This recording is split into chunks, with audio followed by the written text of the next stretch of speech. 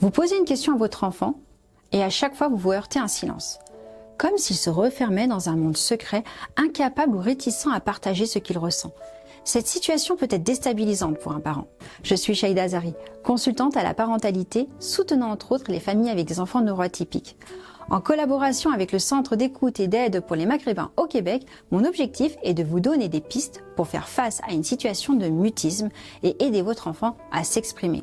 Identifiez la cause. Le refus de parler peut prendre diverses formes, timidité extrême ou sélective, l'enfant parle à la maison mais pas à l'école, ou bien sûr aussi un blocage émotionnel.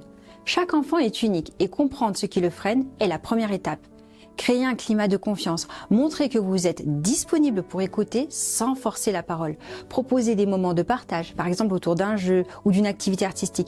Parfois, dessiner ou jouer à la pâte à modeler aide l'enfant à s'exprimer autrement. Éviter la pression. Des questions insistantes ou des reproches peuvent renforcer son sentiment d'angoisse. Remplacez-les par des invitations douces comme « j'aimerais bien connaître ton avis » ou « je suis là si tu veux me raconter ». Faire appel à un professionnel si nécessaire. Si le mutisme persiste et affecte sa vie sociale ou scolaire, une consultation avec un orthophoniste, un psychologue ou un coach parental peut être bénéfique. Le refus de parler n'est pas un simple caprice, mais souvent la manifestation d'un besoin de sécurité et de compréhension.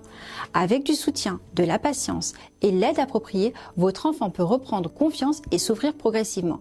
Vous avez des questions? Partagez-les en commentaire ou rendez-vous sur www.soutienmaghreb.ca/vos questions. Abonnez-vous pour découvrir d'autres conseils pratiques et aider votre enfant à s'épanouir pleinement.